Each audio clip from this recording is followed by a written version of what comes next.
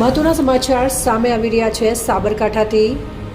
સાબરકાંઠા જિલ્લાના વડાલી શહેરમાં ફરી એકવાર અજીબોગરીબ ઘટના બની। વડાલીના નવા શાક માર્કેટ સામે આવેલ રામાબાવજીની મગરી પાસે ઝાડ પર લટકતા મૃત બગલા જોવા મળ્યા। જીવદયા પ્રેમીઓ ચણ નાખવા જતા ઝાડ પર મૃત બગલા નજરે પડ્યા।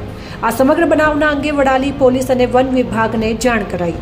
આ બનાવને લઈને વિશ્વ હિન્દુ પરિષદ અને બજરંગ દળ સહિત જીવદયા પ્રેમીઓમાં રોષ વ્યાપ્યો।